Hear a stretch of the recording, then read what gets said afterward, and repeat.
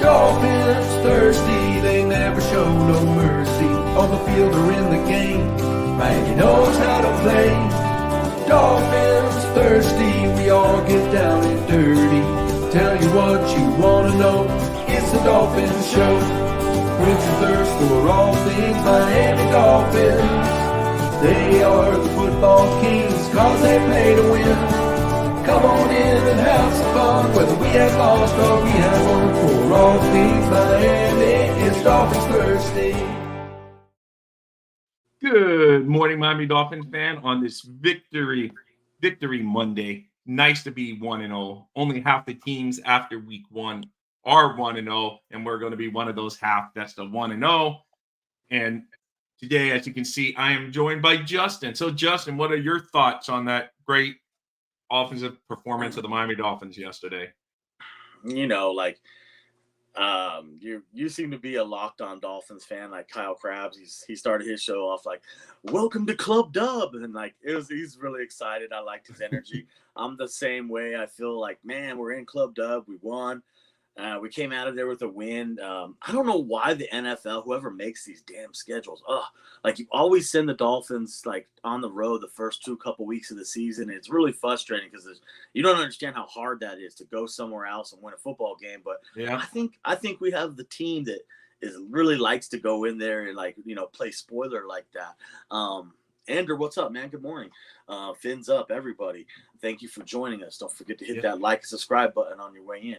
But honestly, it was a great win, man. Thank you, J.C. Jackson, because that play at the end of the second half, that ended up winning us the football game. The quarterback, our two already mentioned it. I'll let you continue that. But on a side note there, yes, we got a gift on that from him being dumb. But that doesn't happen if it's not good clock management by McDaniel having enough time on the clock to have that happen. Like he called that timeout saying, hey, we're going to have a couple of seconds to chuck the ball down the field. So that was good clock management because people were saying, oh, why is he calling a timeout there? He's stupid. That actually because the Chargers were just ran the clock down to nothing and then kicked the field goal to close out the first half. He gave us that opportunity. Yes, he didn't know Jackson would gift us, but when you have that opportunity, something happens, and we took advantage of it. Anyway, go. I just thought that was a good move. No, it was a great point. Honestly, I didn't expect them to even run a play with 9 seconds left. In my mind, even when they dropped out, I was like, what the hell are you doing? Just kneel it. Let's go into the half. Like, in my mind, I watch a game a little differently. Kind of like when I coach it, I get in my coaching stance and get in front of the TV. Like, it's like I'm on the sideline with them, but I'm not because I yell and scream a lot, but it's like to no avail because they don't hear me. But with 9 seconds left, I was surprised. You dropped back, found one, got out of bounds, and they're like, hey, we're going to take a shot. And when they did, I can't believe J.C. Jackson went and put his both hands into the dude's back directly and pushed him like that. It was and that great game. In the league, he knows better than that. I can't He's believe. A veteran. At the worst case, if he lets him catch the ball, he's not getting into the end zone. Clock's already off. So he gifted us that. Made up for the 3 that we gifted them at the end of the first. And you ended up winning the game by 2 points. Lord, hey, Bernie, welcome from Facebook. Love building that Facebook crowd. Lord and behold, oh my Lord, Jason Sanders missed the extra point at the end of the game, almost. I panicked for a minute. I was I honestly had to walk away and put myself in the corner for 2 or 3 seconds. It was like, dude, what are you doing? No. It could have cost us the game. I'm glad it didn't. The defense kind of buckled up when it really needed to. Right then and there, we needed a play. Sealer, my boy, I was wearing my Zach Sealer yesterday. Came up and had that sack right there. It was really nice, and then Jalen finished it off, and we got off the field when we really needed to and won the football game. No, when they did, they stepped up. The defense was not a very good performance, but when they had to, when all the chips were on the table, they didn't fold. They made the Chargers fold, and we walked off. That was it. That's a one stop they really needed, and they got it. So yeah, you said it. It's the one stop they need. Even Tua said the same thing. He's like, they need one stop all day, and it was the one we got. Yeah, I don't know. I'm really excited because honestly, before we did the show the other day before the game, and I picked us to win 17-16. That means it was going to be a close game, and look, we won 36-34. I was really off on my score predictions. Yeah, you thought it was going to be a more defensive battle, but close. But it was a close offensive battle. So Oh yeah, it was a great game though. I mean, yeah. if you Oh it no, won't it be, was fun. it was great. And I heard you say this in the same sentence, but it does remind me just memories. This is just one game, but it did kind of give me memories of watching some of the Dan Marino shootouts over the years, where it's like you felt like whoever had the ball last was going to win the game because it was just like, it's just like, oh my God, here we go, boom, boom, boom.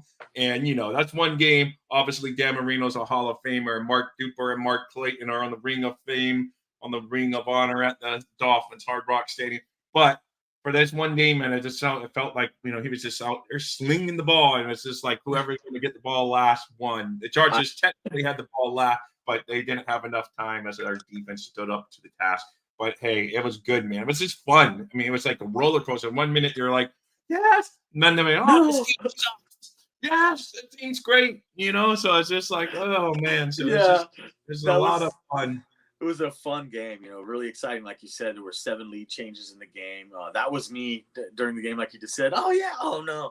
But I'll be honest with you, yeah, it was great. I think Tua put down third in the Super Bowl era for games for yardage for the 466 yards, something like that. I've seen a statistic where it was Brady, Marino for 493, and Yeah, and then then the Van Brocklin, the name out of the wild, like the old some days. Norm Van Brocklin, dude. I know, so it's crazy, but it was an awesome game, Vern. And if you're listening still, Vernon on the Facebook, give a thumbs up over there, trying to get that Facebook crowd going. But yeah, it was really good. And an underrated throw on that last try is like 3rd and 15 or whatever, and he hit. It's because people say, "Oh, Tua can't throw the outs. He can't throw to the sidelines." He's on the run. The pressure. I mean, the protection broke down. He rolls out, somehow hits Braxton Berrios right there on the sideline. Berrios gets his feet in at the first down marker. I mean, that's a big boy throw right there, man. Because he was on the run and he threw it right where it had to be. Those were elite throws. Like some of the throws he made when he broke the pocket. That's why, I don't understand when people utter the words like he's not a playmaker. When things break down, he can't improvise and make plays out the ball. I disagree, and I think he showed you numerous times yesterday. If you don't know what we're talking about Tua, the quarterback, obviously, of the Miami Dolphins. He made plays yesterday. He scrambled. The play you're talking about, he scrambled out to his left-hand side and made a nice throw out onto the sideline, which Berrios was a clutch weapon yesterday for us. Yeah. 2 clutch catches that I can think of. The one that was on the sideline that you're referring to, where he got his knees in, where honestly, I think the placement of the football was right where it needed to be. Yeah, and this was on the run. On the run to his left. Okay, that was nice. And then the other one that Berrios made was even better. Oh, it was thrown and he clutched it they tried to review it, and I'm like, well, there's nothing to review. His hands. I love it. They burned the timeout doing that. I love it. I think the Dolphins I think the Dolphins kind of duped them into that timeout because they ran up to the line real quick to say, "Oh, they must know something. He didn't catch it. Let's call a timeout." Exactly. And I was watching the game live. I even told myself, snap it before they go to review. You know what I mean? Like, the strategy sometimes for me was I was a little lost because, obviously I want to play old school and I want to run the ball, take pressure off of Tua. I'm griping a lot during the game sometimes, but I'm really glad that we're winning because I'm like, I want to take pressure off him so he doesn't have to make every pass perfect. And, and then there's times with yesterday where I kept telling myself, damn it, man, McDaniel is just a riverboat gambler, man. He's going out there and they're going to shoot it out. And they obviously seen something that they liked with a matchup with Tyreek. Tyreek just went ham yesterday, dude. He was open numerous times with his speed. I mean, it's crazy when he's that good. I mean, you have to know that their game plan has to be, let's stop Tyreek. And it's crazy that he still gets nuts. Yeah, he gets that. It just shows how talented he is. And he learned. I think he took, because last year, I mean, he did get the touchdown out there because of a fumble. So it was like a weird one. But they kind of shut him down in the receiving game. So I think he took pride, like, oh, they're going to try to bump that crap on me again. McDaniel did help on that front too, though, because he always does a lot of motion, but he really had like Tyreek moving around and then even lining up a little bit, like where I'm like, I've never hardly seen this formation. It's just like you've seen some new wrinkles that were in the offense for sure.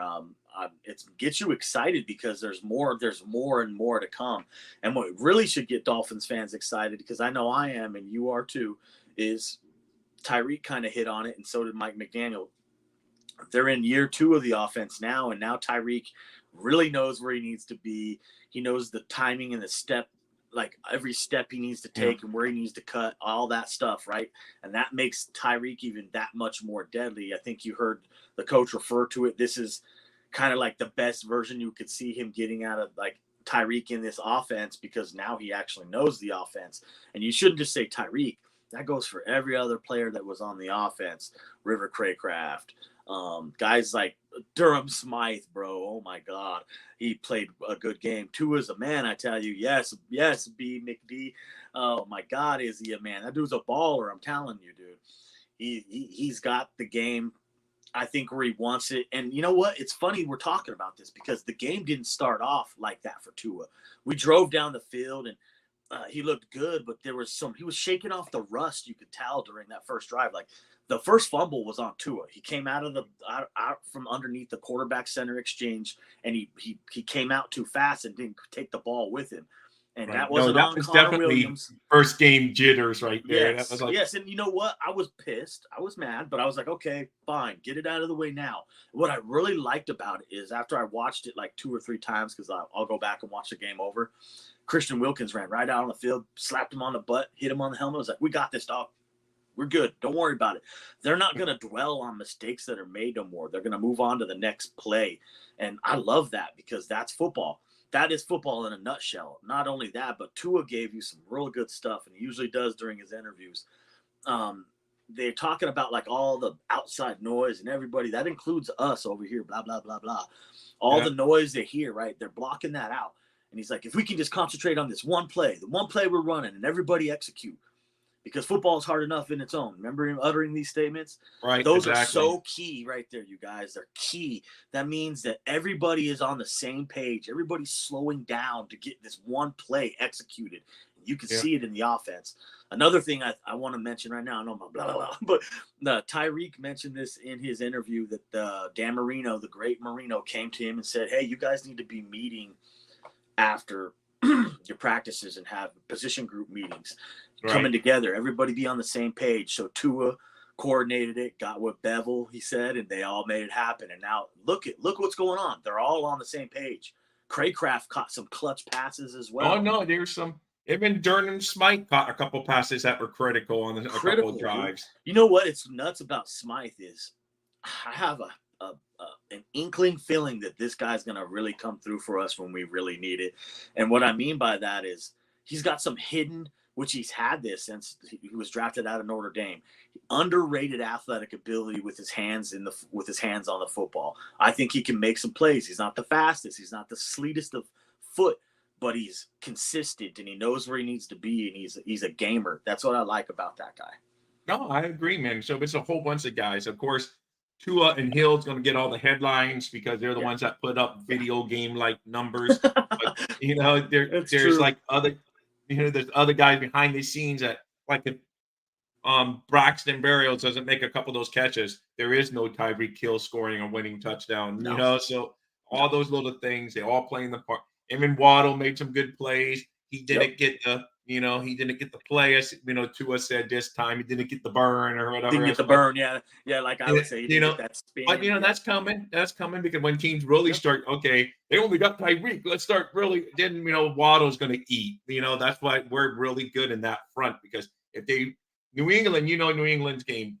I mean, Bill Belichick is going to have some good scheme, and we're going to have to adjust because yes, Bill Belichick doesn't have the Super Bowl winning teams and quarterback that he did in the past. But he's still a very good defensive mind. So, he's going to throw some new wrinkles at us. But I think we're smart enough now to say, okay, Bill, well, okay, you got us on that drive, but now we know what you're doing, and we're going to counter with this. So I do think we have that optimism going in. So, because he's going to do something to take Tyreek out. I mean, that's just any coach is going to say, oh, you don't want to get beat by their best guys. If some other guy beats you, they beat you. They're going to try to take Tyreek away. They're going to try to take Tyreek. Yeah, I know, but I know that's very hard. I know, and that's very hard because look at these. They try. I'm sure they were trying yesterday. It's just they didn't have the results. And not at all. I can't believe he got so open on some plays. he gets a lot of separation. He's a very unique weapon. There's nobody like Tyreek Hill in the whole NFL. I'm sorry, there's not. There's nobody who can catch the ball who can run like that. That's why he's the cheetah. It's crazy, like we're talking about the quarterback, and of course you want to give him the kudos because it's always the quarterback and the head coach who's going to get the blame or the success. But I think the biggest success we need to give and throw a shout out to right here is the Dolphins offensive line. Come on, man. Come on. 0 sacks, bro. 0 sacks. You did a great job, man. They actually, like, that fourth down play that they had to Durham Smythe to complete the fourth down play. Oh, yes. I watched that real closely, and the blocking was, oh, my Lord. They had a solid wall in front of them. You had time. It was great. I will say this, though, about that sequence, that it perturbed me a little bit. It made me mad. And the reason why is because you're in 4-down territory right there, right? And you're so caught up in this weaponry you have, which it's hard not to. It's like a drug. You're like, oh, my God, I got Tyreek. I got Waddle. I get it. Right. Let's pass. Let's riverboat gamble. That's what I call it. And the reason why is because you're in 4-down territory. No matter what, you're going for it on 4th down, correct? Right. Okay. So get some yards on 3rd. It's 3rd and 7. Why the hell don't you want to just run right there and see if we can't get it on 3rd and 7 instead of chucking it around and making it a more risk play, and then instead of like a more higher percentage play for the offense to keep the ball? It's on the ground. Okay. And I wanted to run right there, and I was really pissed and you didn't run right there because they weren't going to expect it, and you probably would have picked it up. I only seen him do it one time like that. It was 3rd and 6, and it was an Ahmed, and we picked up the first down. I was like, damn it, see right there. Well, I was thinking of you on that play because you always said, I don't care if it's 3rd and 6, run the football. Run the ball. Anything 3rd and 6 or under, I want to run it, dude. And if they do run it, I'll be happy and clapping my hands like, finally, you're getting it out. Because what's that going to do is it's going to lead to the defense being like, damn, they can run it on 3rd down, bro. Now they're going to bring everybody into the box. And then you're going to be able to really hit them with Tyreek and Waddle and anybody over the top, bro. It's football. That's why you want them in the box. I want to do that. I know they didn't. That's because they got hot. Okay, but there's one play that stands out in particular to me that Tua made yesterday, besides the one on the run, and he stepped up and made plays. He stepped up and made that scramble play, remember, and then slid down. Oh, man, he's growing, you guys, right in front of your eyes. You guys should be so happy right now. No, I know. I agree. The play he made that was the most elite, though, and I know everybody's going to agree with me. It's the play. There's 2 of them, but that one where he stepped up into the pocket, avoided the rush, and on the run, throws a dart down to Tyreek on the sideline. Doesn't have to come out of stride, nothing. It was in the 4th quarter. It was clutch, bro. Clutch. Yeah. That right there is elite. Oh. Those are elite traits. Those are the traits when I looked at him, I was like, I don't like this left-hander, but I seen him making plays like that at Alabama. I was like, wait a minute. Wait a minute. Hold on a minute. Look at this again. Like, dude, you can't deny the fact that this kid is a damn good quarterback and a good football player. No, that's it. The biggest knock is his injury thing, but I think, he's done everything he can, and I think if he stays healthy, he's going to quiet a lot of the critics around the NFL this year. So it's crazy. But, it's only one game, so I'm not out there breaking out my I told you show yet, but I'm just going to watch every game, go game by game. But another play that would never be on a stat sheet other than an incomplete pass. We were down near their goal line, and Tua rolled out. He saw nothing was there, and he just chucks the ball into the ground. The old Tua would have tried to fit something in there, or taking a hit or something like that. He actually said, okay, it's not there. He just tucked it into the ground. I'm so glad you've seen that because I noticed the same play, what you're talking about, and I was like, see, that's growth. You wouldn't have done that a couple years ago. You would have tried to run or make a play. You seen there was nothing there, and you just threw it right into the ground because you had already broke the pocket and knew you could get away with it. That's smart. That's smart. So now he's playing different. Maybe the Tiger can change his stripes. I don't know. But, honestly, exactly. After that was just a smart under the radar play that I picked up and made a note that was a great point out because you're totally right. That's growth. That's a sign of maturity. It's a sign of like, hey, let's take a shot and live for another down, which is a good sign of a good quarterback. But after he made that play where he stepped up in the 4th quarter and made that play down the sideline, oh, man, which was, I don't know. I've never seen anything like that in my life. Honestly, it was great, especially from a guy who can't throw it deep, right? But then he follows that up with the play to Tyreek, the fade pattern on the sideline to win us the game-winning touchdown. Oh, wow. There's not many quarterbacks, and I don't care. People always say, oh, wait, no. there's not many quarterbacks and drop it in there. No one's dropping it in the bucket like that. It was Because literally not like inches. Tyreek had even beaten his man Bim, and he was all over Tyreek on that He play. was But on he him like a dropped it. cheap suit, dude. And I'll Yeah. be honest, he dropped it right into literally there was a matter of inches to make that throw. Well, I mean, Inches. I could have probably, if they said, Rob, go hand it to Tyreek better, I don't think I could have walked up there. No, not the way that one was. That was a beautiful pass. Like Oh, it it was. literally had And for Hill everything to it still needed. catch it and everything, what a great combination they're going to be, man. I'm telling you. Man, I'm telling you now, I'm excited too. I just want to see it continue. The offensive line just needs to continue to grow and build. I don't know why I'm like, come on, maybe if we could get Armstead back too. Look, now you'll have an anchor. Now you have depth. For the first time, maybe you could start talking about the Dolphins maybe have depth. Kendall Lamb, who can play swing. We didn't even see Keon Smith get into the game. Eichenberg, I think, got in there for a couple of snaps. We didn't have to use Cotton. I was mad when he threw it, but that's the sniper. Yeah, dude. When he threw that pass, I was like, oh my God, he's going for it. And when it landed in there like that, I was like, oh, wow, did you see that? Oh, I know. I mean, he's arrived, man. He is what we want him to be. I've And, always known but like it, to say, man. I didn't doubt it not 1 second, bro. Not as 1 second.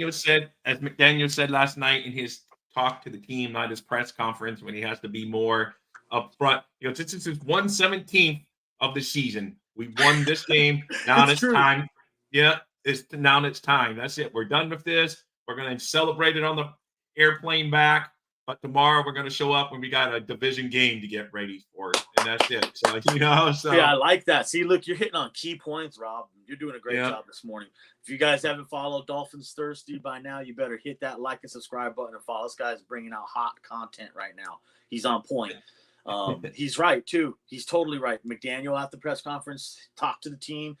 They were like, "Hey, great job, but don't relax yet. It's only like you said, 1/17 of the season or whatever he said. We played 4 quarters and we did a great job. Yeah.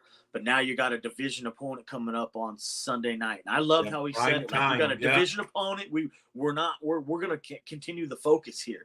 And that's what you need to do is take it a game at a time and get your focus for the next opponent coming up. It's a battle of attrition. It's a marathon, a war.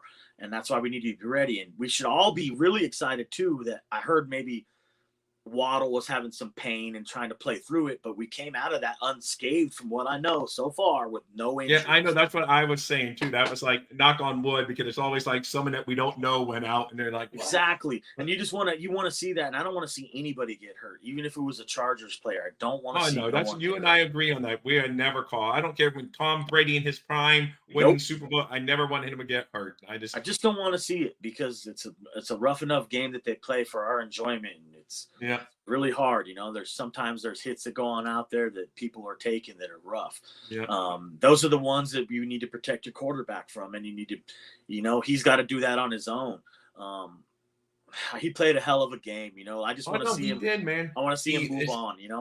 Week 1 got it out of the way. What's great about winning week 1, because the season wouldn't have been over if he lost yesterday. But why every team fan base wants to win in week 1, because you wait the whole off season, months, weeks, days, hours. You're counting down the days till the fight, and then you get there and then you lose. It's such a horrible feeling. You're like, oh my God, I waited for months for this. So to just get a win in the first week of the season, to me, is always a good way to get your team off on the right foot, get the fan base behind you. And, it's a good way. It's just much better, man, because like you say, we're only 1-0, but only half the other teams are 1-0. So it's already, it's great.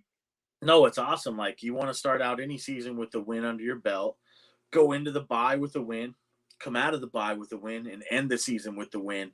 I mean, if you do stuff like that consistently, I think you're going to be a really good football team. I said this to myself when I was watching the game yesterday. If you can just play with this kind of emotion and this kind of heart and go out there and do it. I know it's some riverboat gambling stuff, and maybe every game won't be the same, but you're going to be a really hard team to beat, and you're going to be in a lot of football games, and you're going to win a lot of football games. Yeah, no, like McDaniel said, we may have to win one game 10-3 because of the defensive battle. Yeah, and, I could see it happen. I thought it was going to be this game, but it just didn't happen that way. What I'm starting to think, like, especially from the defense, if anybody wants some answers there, obviously when you give up 234 yards rushing, you have a problem. And Thank you, Jamaican. You have to fix the problem, and it's a leaky defense up the middle. You remember before we started the season, what I say to you? I was like, I look a little weak up the middle to me, and that's where they attacked us during the game. I was watching the game. My coach eyes went on immediately, and they literally lived off of the A and B gaps. If you don't know what the A gap and the B gap is in football, the A gap is both sides on the one side of the center and the other side of the center. Those are both A gaps. Then you go on the other side of. And in terms of Dolphins, what player you're talking like Wilkins and that? I mean, what players are you talking about? Like who plays those positions for the Dolphins so people know? Wilkins, Sealer, Davis, but not just that. I'm going to get to the reason why that's not working. Like, well, let's talk about this. There he is, Chris Mountjoy. What's up? There's my Longhorns long snapper. What's up, buddy? But to get more back into the conversation, that those A gaps and B gaps were being robbed. They were literally taking them from the Dolphins. It wasn't the Dolphins were not dominating on the A gaps and B gaps. We were getting dominated. They were running right through the A gaps and B gaps. The linebackers were pretty much non-existent. I know that Baker had a couple tackles and stuff like that, but that's not what I'm looking for as far as in a Vic Fangio defense. The linebackers literally need to step up and fill. Why the hell? This is the one thing I was like, what the hell's going on? David Long literally came out of the game, and they were having Andrew Van Ginkel come down there and run those. I was like, what the hell, dude? Where are you at? Like, you have to get in there and fill the gaps. And everyone's like, what's going on with the run game? Blah, blah, blah, blah. You have to understand from a defensive standpoint, and from when you guys are doing this, it's going to be plus Fangio doesn't have Ramsey there, who he's expecting to have.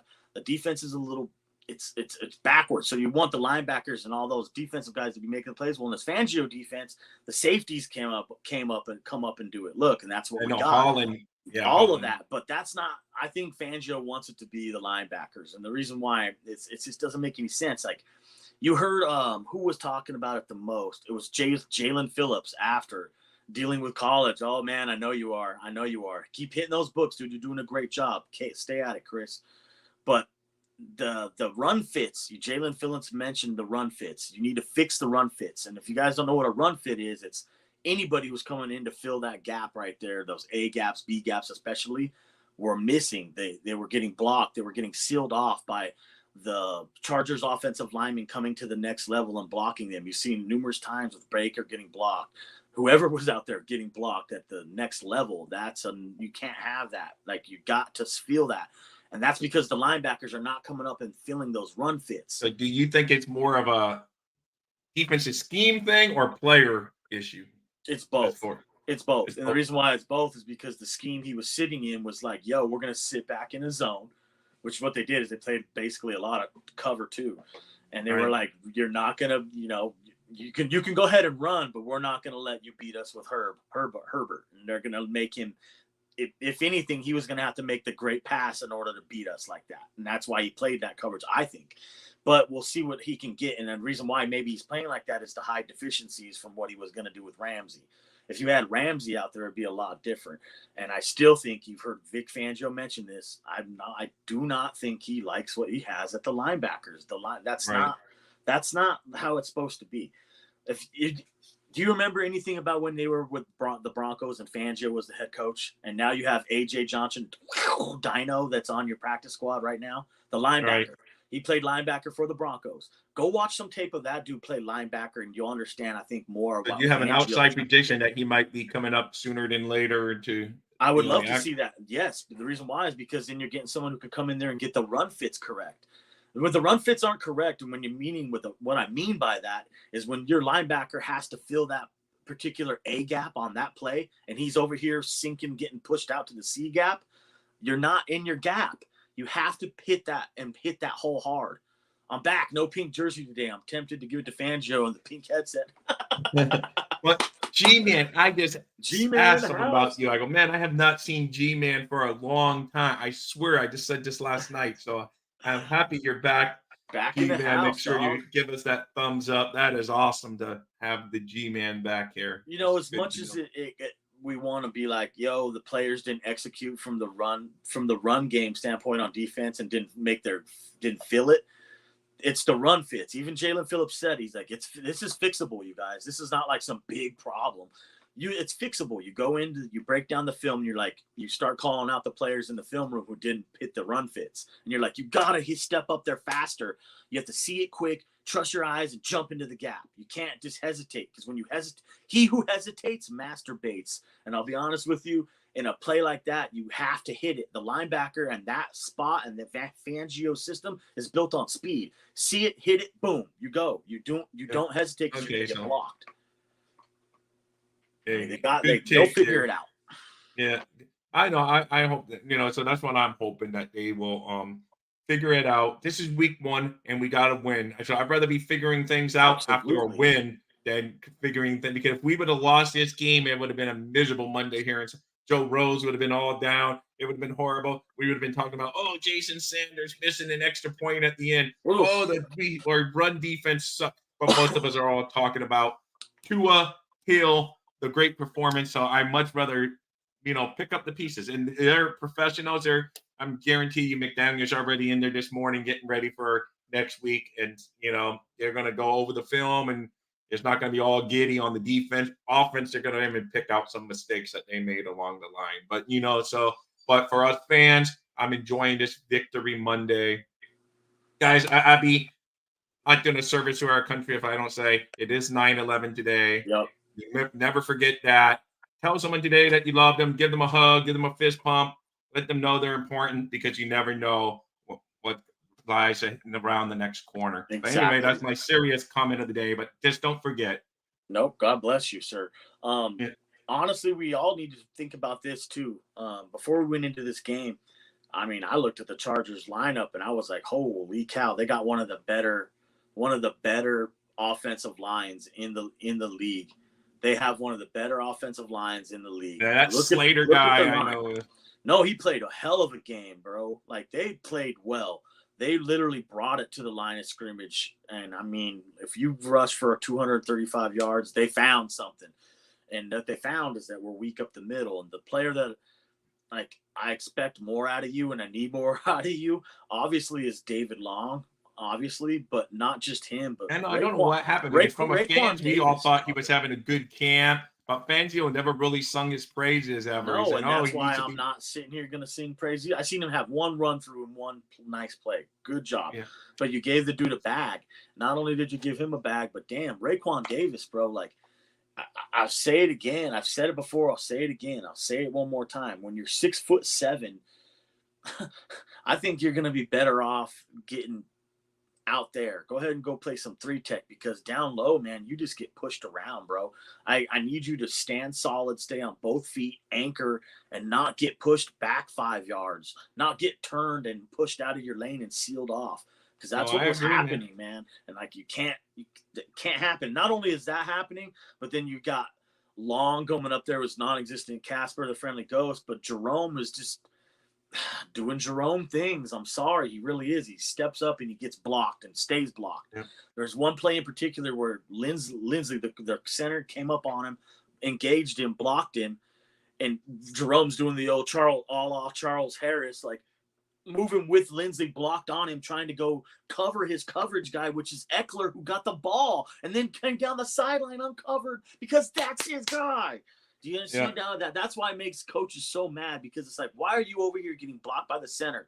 Disengage and listen. That's the player thing there on that front. That's a player thing more than a scheme thing. But that right there is a player thing. Like I said, it's a little bit of a mix and match with the scheme and the players. That's because Vicky boy, I can't call him Vicky, doesn't have what he wants at linebacker right now. Not only that, but he's missing his key star rover Jack robber man, which is Ramsey. Dude, you bring Ramsey and this whole thing changes. Hey, anyway, real quick, the G-Man brought up, and that's why I still haven't to be. I knew I would forget if I didn't keep that comment up there. I agree. I was not big on the Chubb trade either. Still giving him the benefit of the doubt because he's wearing our Aquan orange.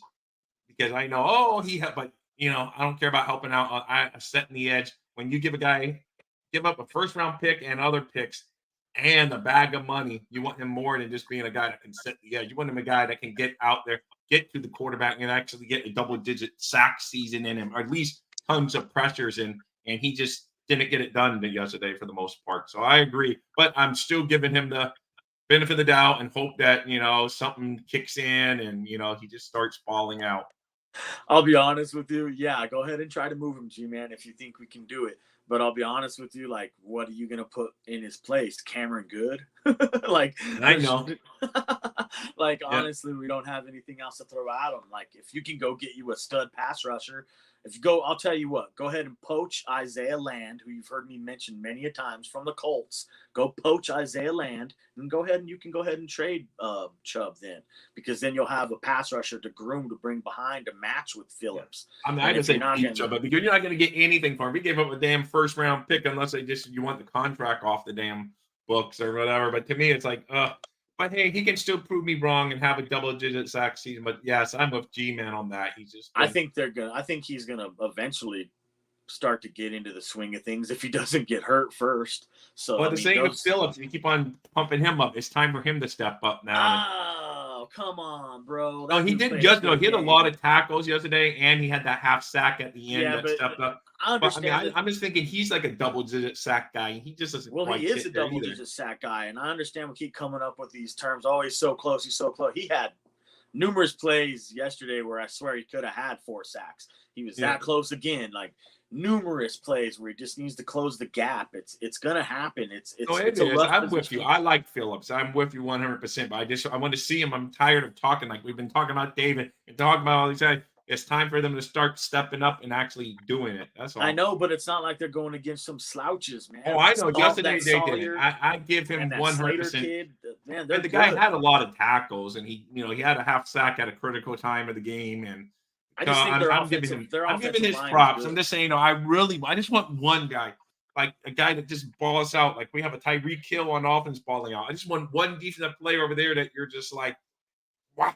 It's just like, wow, we got one baller that's a baller. Well, we have him, but he just kind of got like, until the end of the game, Christian Wilkins was pretty much non-existent. Like I said, they were living off the A and B gaps. Christian Wilkins didn't have this Christian Wilkins-esque type game yesterday. He needs to play better as well. That goes a lot. We should give a lot of credit, honestly, to the Chargers' offensive line for what happened. No, I know. I give them that.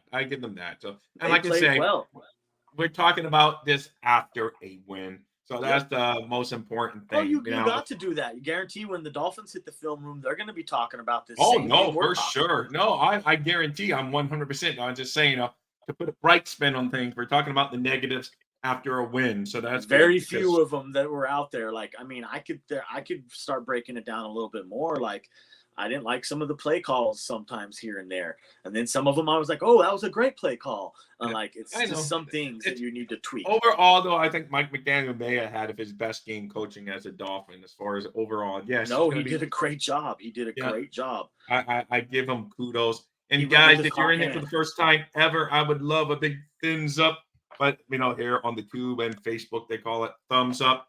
And if you really like us, if we earn it, please tackle that subscribe button and tell friends about us and everything. And if ever you ever want to buy something on Fanatics, if you go to my website, dolphinsthirsty.com, hit the shop. It's all safe links to Fanatics, but it helps the site a little bit, get a little commission for a Dolphins Thirsty site. Because I'm not a guy sitting here asking ever for donations and stuff, but if you're going to buy something on Fanatics anyway, you still get to help my site. And boom, that helps at all. I forgot to put the link in the description today, but the Dolphin Thirsty shop is up and running on dolphinthirsty.com. Hit that up. Give Dolphins Thirsty some love. Hey, but it's just fun being a Dolphin fan. Always, take Chubb's. I mean, he would take a fourth for Chubb. Just take his money. I don't know if I'm that down on him yet, G-Man, where I'm really. Who are you replacing him with, though, dude? Like, what are you just going to trade him and then put what? You're going to put Andrew Van Ginkel in his starting spot? Who's starting right there if you trade Chubb, dude? Honestly, no. I'm asking G-Man straight up. If you traded him today for a 4th round pick, who's playing on that side right now? Andrew Van Ginkel or Cameron Good?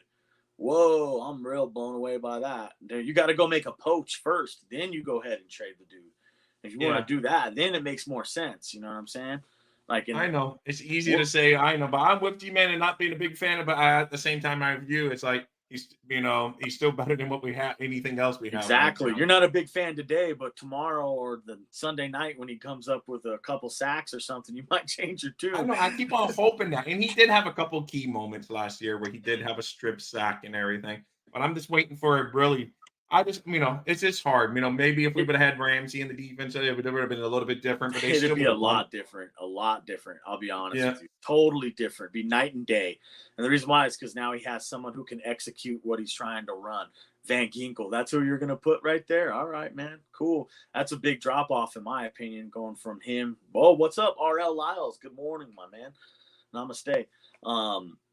I don't know, man. Like I expected more out of Chubb, but I'll be honest with you, coming from the Broncos, I've seen him and scouted him out of college too, and he's always been like this. And he's either consistent and good, or he's hurt. So like he's hurt a lot, and this is the kind of thing that the Dolphins kind of have been going for a lot. So we should be used to it. You got Terron Armstead, he gets hurt.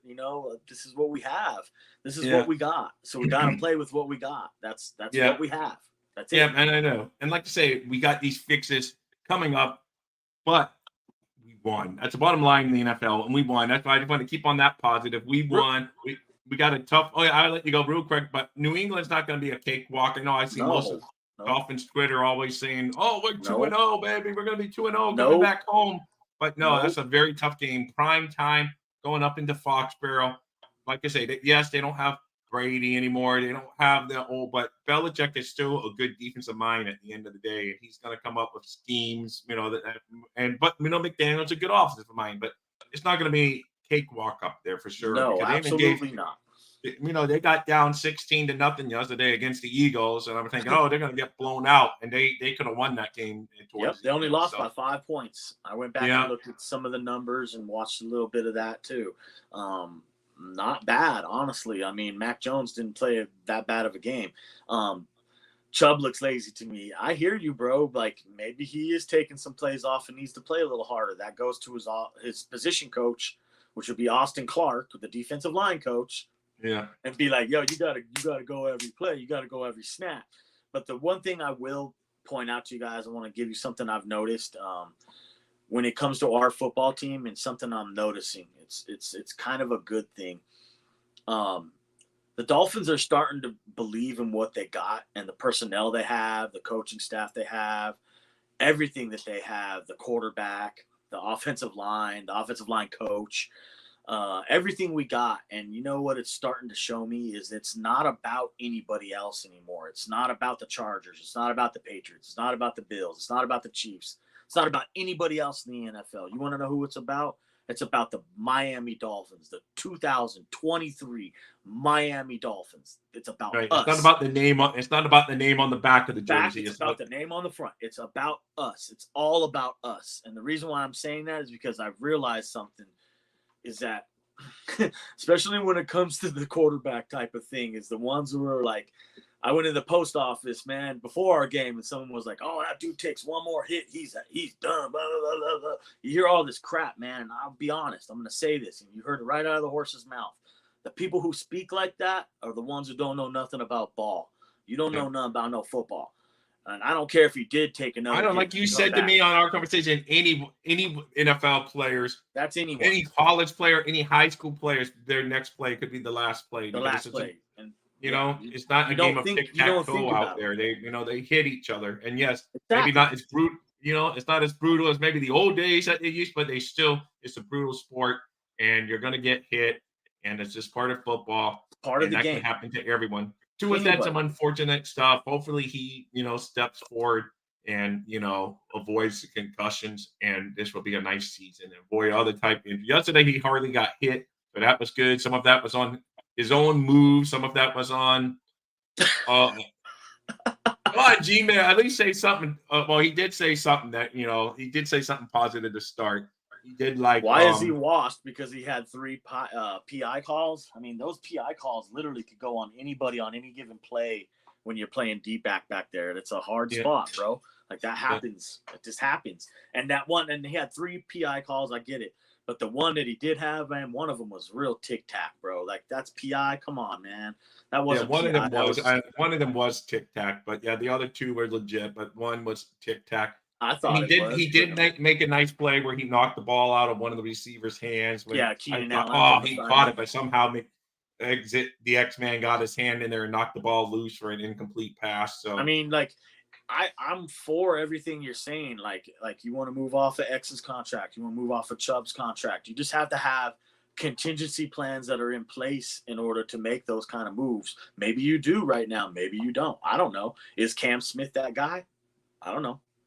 I just don't see this team unless they're trading for another veteran for a veteran. I just don't see this team moving off any veteran because this team's built to win now. Because if you start Yeah, at the this is what halfway you got. point, you're saying, "Oh, we traded him and we freed up money." People are going to say, "What? We're a team that's no longer contended and we're worrying about building for free agency next year." No, you want to. No. This is a team, so you're not going to move off a veteran unless now next year, don't get me wrong, there's going to be a lot of you're just going to have to. But this year, we got the salary cap room, so none of these veterans are going to move.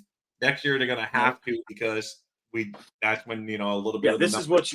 what you got. This is the roster we have. This is what Yeah. we're going to go into the battle with. I don't think anybody should be hanging their heads on what we got. We just went against a good roster, you guys. San No, Diego the Chargers were a last year. playoff team like us last year. I mean, they were one and Exactly. done like us too, and Yeah, but blew an last year. epic Oh, go ahead, bro. Sorry. fashion last year. But they were still in the playoffs and had a big lead on the road before they blew it in the playoffs. But so I mean, they're not a joke of a team. And as much as we don't want to give Herbert credit, he is a good NFL quarterback. So they're going to be expected, and they have a pretty good coach, and he's pretty smart on the defensive side. And McDaniel yesterday out schemed them, got the Dolphins a victory, and we're 1-0. So yes, overall, it's a good day to be a Dolphins fan. There's going to be many days that we're sitting here on a Monday after a loss, and we can whine and cry then. But for the most part, and I'm with Justin, point out the negative because the sure as hell the coaches are. They're probably talking a lot more about the negatives than they are the positives today. They're not saying, "Oh, you guys are great. Look at all the." No, they're saying, "Oh man, you messed up this assignment. You messed up that assignment. And New England is going to take advantage of us if we don't fix this right now." So I think, yeah, they're talking about those run fits for sure this morning. They're talking about those run fits. I guarantee it, 1,000%. But the one thing I will say is last year we lost the game by 6 points. They didn't have Derwin James. They didn't have J.C. Jackson, and they didn't have Joey Bosa. This year we won the game by 2 points, and they had all three of those players. Yeah. Like, I think it goes to show you a lot. Plus, their offensive line was intact, healthy, there. One of the best offensive lines in the game. This Chargers team, watch. I'm going to tell you now, watch the next couple weeks. This Chargers team is going to give a lot of other teams a lot of problems. A lot of problems. Father Time is undefeated. X-Men is time. You know what? Maybe you're right, but we don't have anything else to plug in. Father Time almost lost their undefeated streak of Tom Brady. He's finally gone, but man, it took a long time for Father Time to knock out Tom Brady. So because the minute the Dolphins are like, wow, we really have a player that we believe in that's an up-and-coming stud like a Cater Kuho, then you maybe can move off of someone like that because next year you're going to have to make a decision, whether it's X or whether it's Ramsey.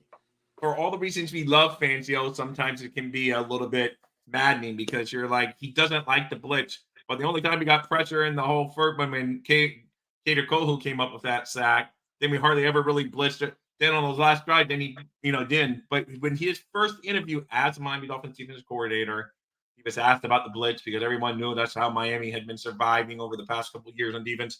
He goes, "No, I don't like the blitz that much. I like to be able to dictate when I blitz." And that's what he did yesterday. That's what he did.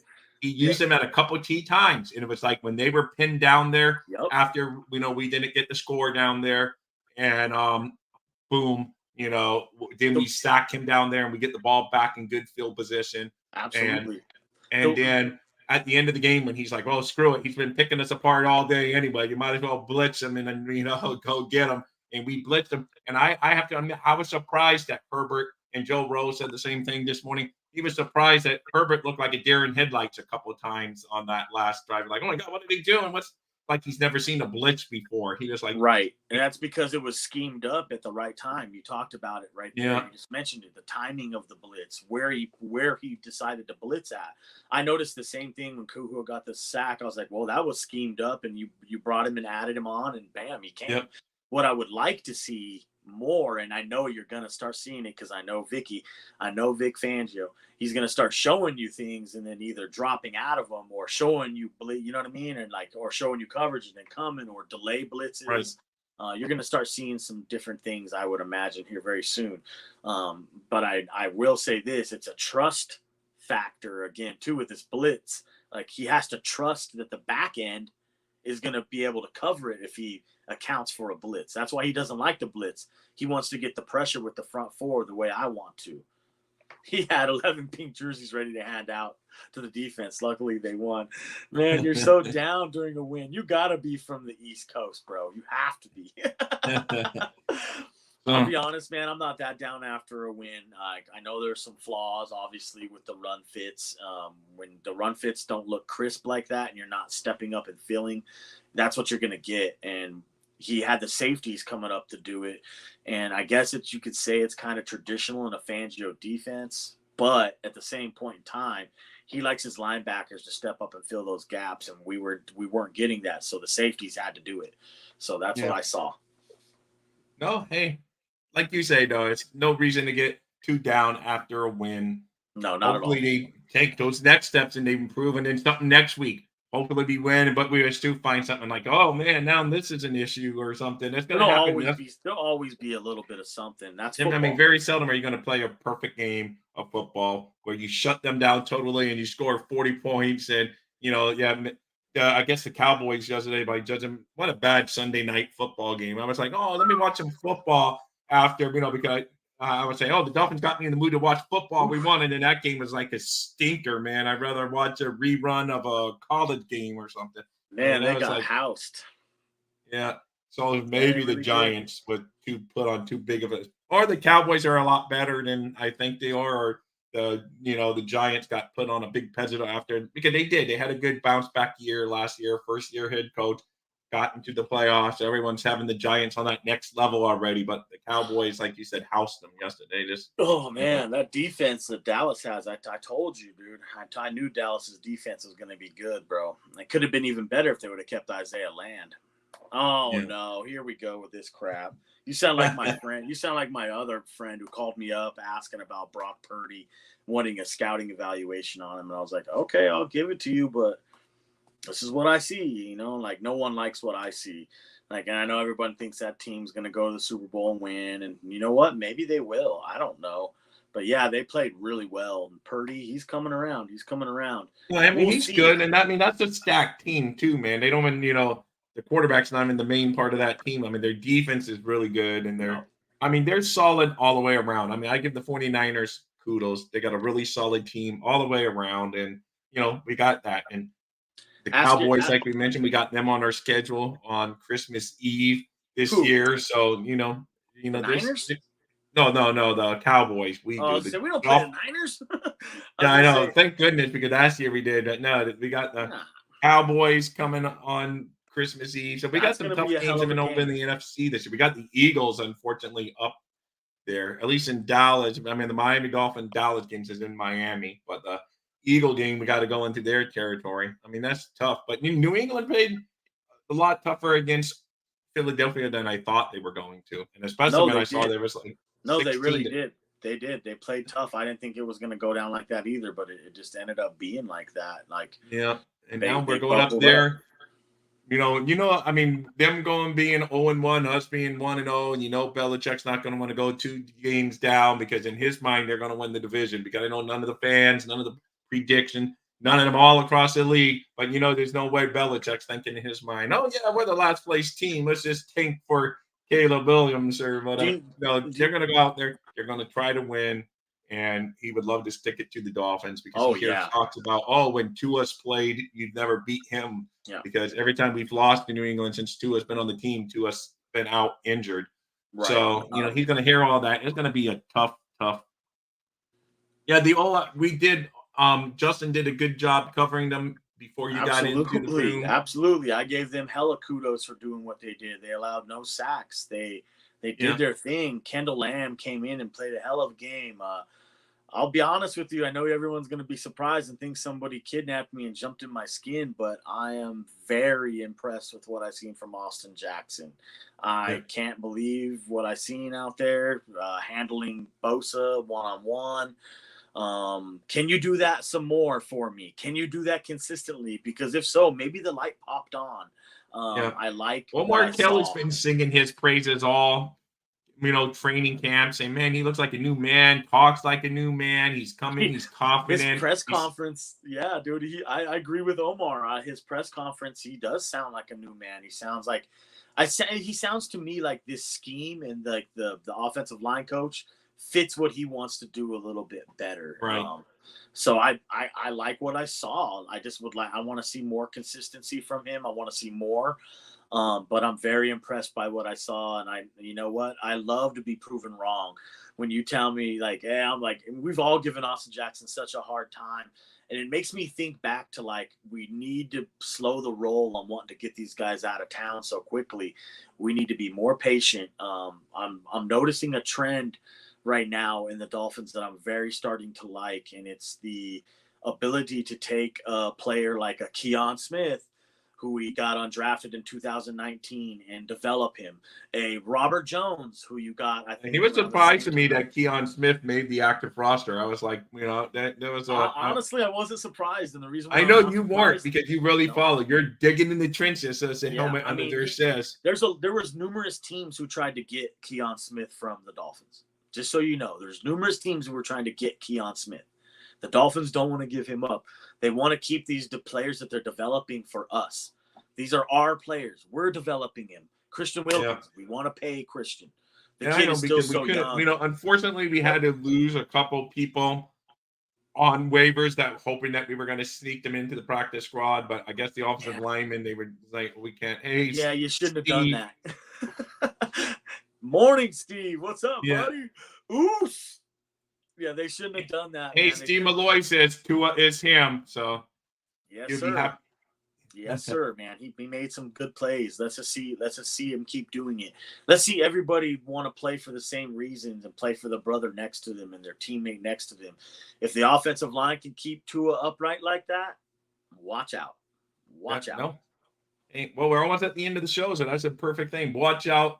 AFC East, we're coming up. So, speaking of the AFC East, who do you like tonight in the battle of the AFC East, the final in the Monday night tonight? It's crazy you brought this up, because after our game, I was like, you know what? Damn, when did Buffalo play? I didn't see the Jets play. And I was like, oh, yeah, they play on Monday night.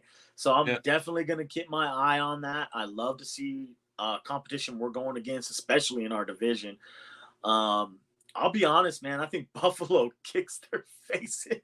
I think Buffalo kicks their face in, dude. Okay. I think that's what's going to happen. I mean, I obviously, being a AFC East fan of the Miami Dolphins, I don't like any of those teams. I hate them both. I hate them both. I always hate the Jets a little bit more over the years, that's just something petty from my childhood. Like, same. I think they took a cheap shot at Dwight Stevenson. And I'm still a crybaby over that. Because Dwight Stevenson's a better man than me. He says he never held it against his former teammate. I won't even say the Jets player's name that took what I think the dirty shot, because Stevenson said he forgave them, and it's just part of football. They played together. It's part of ball, baby. I know, but it was kind of a dirty shot in my book. And they played together at Alabama back in the day. And, so that's the biggest hint I was given who took the shot on. And then, like, when Pete Carroll was with the Jets, and he gave, we missed an extra point, and, it looked like we were going to lose right at the end of the game. And Pete Carroll, he gave us the choke sign, and then we somehow we got the ball back, and Pete Stoyanovich came back and hit the game-winning winner. I remember that game, dude. Yeah, so just like those little things, but other than that, I hate all of them. I don't like the Patriots. I don't like the Bills or the Jets. My fondest memory of the Jets, when I'm like, oh, I hate those guys. And the reason why is I remember that Nolan Carroll, someone picked the ball off, and one of the defensive coaches or a coach for the Jets stuck his foot out and tripped the dude down the sideline. I lost it right there, dude. I was like, oh, hell no. I was so mad, bro. Like, super mad, wanting to fight, kind of mad. Like that right there is unacceptable. And that's why I hate the Jets. They're dirty. And I don't like that stuff at all. Yeah, I know. So, hey, but like I say, I don't know. We'll see, man. To me, because a lot of people seem to be. I don't know why. I'm not dirty one of them green because color, I'm you old know what I mean? school. You know what? I'm like kind of old school, and I say you're still the AFC champs until someone takes your crown. And to me, the Buffalo Bills are Absolutely. still the AFC, but so many people are writing them off like, oh, they're done. Something doesn't seem right with them. I'm still worried about the Bills. I just don't get it. We will see. Let me give you a nugget on what you just touched on. And you're like, some people are saying the Bills are lost. It's funny that you said that. I got a real good friend of mine. He's a close friend. We're buddies, but he's a Buffalo Bills fan. And I'll be honest with you, we met up just the other day. He's funny. He buys a lot of shoes and stuff off me. But like we're meeting, we're talking about our teams and everything. He's like, you won't even believe what this dude said to me, bro. He's like, the Jets are winning the Super Bowl. I was like, what the hell? This is coming from a Buffalo Bills fan. And I was like, wow. you're drinking that Kool-Aid, bro. You're crazy, man. You're nuts. He's like, I think Buffalo regresses this year. This is coming from a Bills fan himself. Wow. And I was like, dude, are you serious? Why do you think that? And he's like, we lost Edmonds, so he thinks the one loss of the linebacker is going to be the whole loss. And they lost their defensive coordinator, but I mean, come on, it's just. Yeah, but like, to me, I don't know. I think they're just overreacting because a lot of times they overreact the other way, saying they're the greatest, that they're going to win the Super Bowl every single year.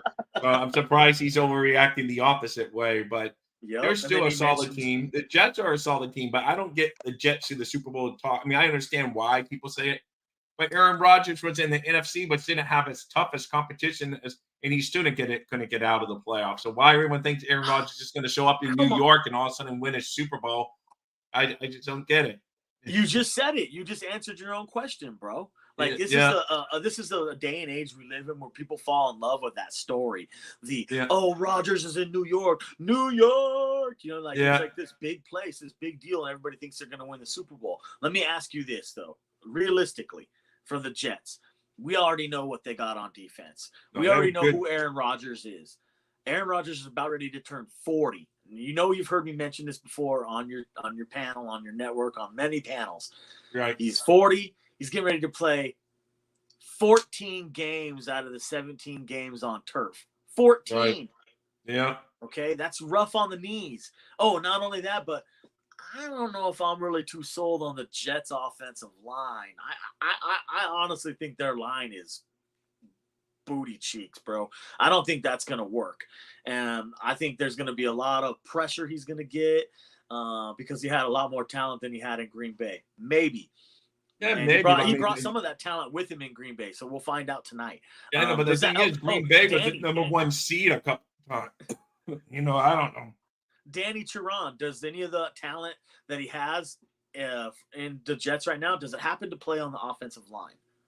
No, it don't. It's all skill position players and Garrett Wilsons and Quentin Williams and Dalvin Cook and all those guys. So I'll be honest with you.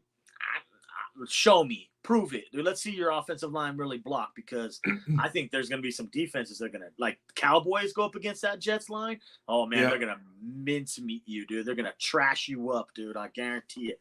I'm not sold on their line. Well, I think Danny's a Dolphin fan, but he's just saying that the Jets have more. Yeah, I know, but they don't have no talent on the offensive line. I'll be honest with you, bro. I'll be straight up. After I see this game play tonight with the Jets and the Bills, I'll really be able to tell you. But right now, I think the Dolphins have the best offensive line in the AFC East. Hey, I don't know. I'm not going to go that. I hope you're right. I'm serious. No, I'm dead serious, bro. I think the Dolphins have the best O-line. Thanks for the comment out back. And you're right. Favre did go to New York right before he went to Minnesota. They didn't win there either. Yeah, I know. But hey, Big Outback, if you're new and you like what you've seen so far, please tackle that subscribe button, and I would love it. And definitely give if you at least a thumbs up for today on the thumbs up for liking this episode. But anyway, my friend Justin, we've come down to the end of it. It's that time. Let's see. Hold on, wait. We got one more comment up there before I close up. Listen, I get what you're saying. I'm just saying Rodgers is still. Oh, I agree. I mean, he's still a good quarterback, but hopefully, like you say, like G-Man said at some point, that I hope Father Time catches up. Bro, Rodgers. Let me tell you this right now. I can underestimate him all I want to. honestly, I can't. I'm just a fan. I'm just a normal guy. The people that don't need to underestimate him is the defensive and defensive coordinators, which they're not going to. Yeah, he's a 4-time MVP. Yeah. He's also almost 40 years old. I don't know, man. I don't know. I honestly haven't the been Jets on do this scare me, but the beginning. Bills still scare me too, and New England still scare me because people just want to write off New England. I'm more scared of the Lions than I am of the Jets right now at this point. Just to tell you, to be honest. The Lions in the other conference, but how okay, well, I get your point. Hey, the Lions look good, and I wasn't that That's a more dangerous team. That's a more hungry team. That's a more team. That's a more football team. Like, you know what I think you're going to see? And I said this before, and let me reiterate this one more time before we close out. Last year, what happened to the Broncos and Russell Wilson is going to happen this year to the Jets. Okay. Well, I've heard one guy says either the Jets are going to be really, really good or they're really, really bad. Yep, it's going to go one way or the other. So I agree with who said that, and I think it's going to go really. I think it was Mark Hochman of 560 WQAM. I was driving around when I heard it, but that's why line of scrimmage is crucial, dude. If you can't block for your guy, I don't know, man. Don't worry, Danny. I'm worried too, but I'm worried about. I think all the teams in the AFC East are good, and any one of them can beat anyone. I mean, there's not going to be a team that sweeps the AFC East this year in the division. No, you'll have two teams out of the AFC East going to the playoffs for sure. Yeah, I know, but I'm just saying that I don't think Buffalo's sweeping all the teams in the division. The Dolphins aren't sweeping all the teams. It's going to be a brutal AFC East. Brutal yeah, battle. It's going to be brutal. A lot of splits. I see a lot of splits going on out there. Yeah, so me too. Anyway, guys, thank you so much. And don't forget, if you're going to buy something on Fanatics anyway, head over to DolphinsThirsty.com. It's just an affiliate link. You still go to the safe and sound site of Fanatics, and they handle full disclosure all the transactions. And if you want some other gear that maybe you're not find on Fanatics, you can reach out to Justin. And I will throw his name up there here in a second. But you can tell him, Justin, while I'm looking for you. We'll hook you up, bro. Go give me a shout out either on at JPF Scout on Twitter, which you'll probably have to send me a direct message so I get it. Like, I'm not really on there too much. I'm a busy dude. This is my busiest time of year. It's football season. I am jam-packed with stuff right now. Anything from salute to service stuff to the hats to all that. Those hats they were wearing last night yesterday on the sideline. Oh, I gotta have one of those, bro. Those 4-tone color cone hats. I'm buying one of those for sure. So I mean, but like I said, hats, hoodies. You can get them from Justin, or you can get them from my site going over there. Either way, you're gonna get your stuff. So it's all good. Justin, thank you so much. This was kind of fly on the last minute. Talked to you late last night. You said you want to do a show tomorrow, and you're like, sure. Thank you for joining on the last. Time for me to go get lunch. Yes, it's only 11:07 here on the East Coast, but I'm a weird schedule eater when it comes to lunch because I don't do breakfast. So I am very hungry. So you got to go do your thing, man. I'm going to go eat my lunch while thinking of a Dolphins victory, which is always a good thing on a victory Monday, that we get a little Miami Dolphins. Here we go, guys. This is for all you guys. Miami has the Dolphins, the greatest football team.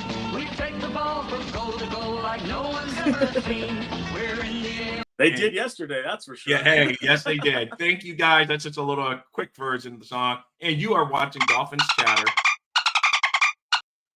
here on the YouTube channel of Dolphins Thirsty. Thank you, guys. You guys rock. Make sure you nail that button on the way out. And you guys are the best. All you guys, I'm not going to name one by one because all you guys were here. A lot of you guys today. I appreciate all of you. This is the reason Justin and I come on here. Because if it wasn't for you guys, Justin and I would just talk on the phone and talk about the Dolphins. But we want to bring you guys into our conversation, and what makes it fun. So, Justin, any final thought while I look for my closeout video? Oh, you know how you can close me out, dog. He who laughs last, laughs best, baby. You know what's all right. Here you go. And for Steve, if you're here, Dolphins #1, baby. Dolphins #1. Dolphins thirsty, they never show no mercy. On the field or in the game, Miami knows how to play. Dolphins thirsty, we all get down and dirty. Tell you what you want to know, it's the Dolphins Show. Quench your thirst for all things Miami Dolphins.